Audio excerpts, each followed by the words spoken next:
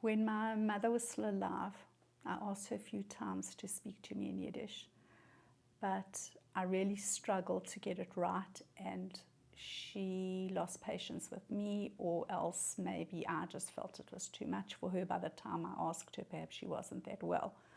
Once she passed away, I was determined that I was going to perpetuate that part of my heritage. I mean, I kept thinking of my Bobe and my Bobe's voice and how she'd spoken and what she'd said and the way she said my name and those intonations. And I wanted it just so badly.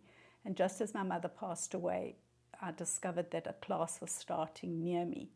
And there are very few classes, actually. And so I started learning Yiddish as that class began.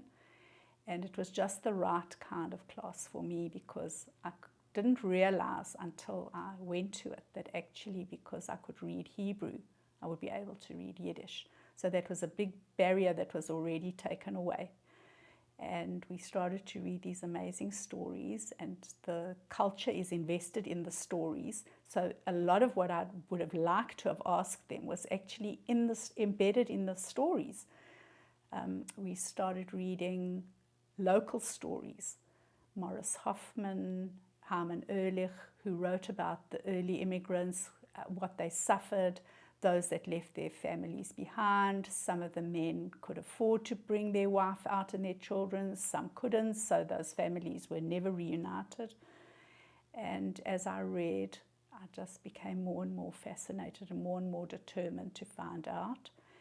And then, because my grandmother was illiterate, she couldn't have written herself, but my intrigue was, what would she have written if she could have written anything? So I started to look for such a writer.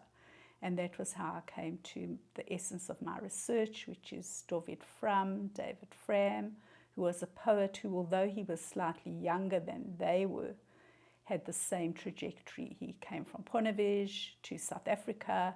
He never stopped writing in Yiddish, and all the issues then emerged from that poetry. So I started translating the poetry and repeating the poetry to myself and thinking it was only about that. But then, lo and behold, I found that also in the poetry is all the topical issues that everyone discusses now.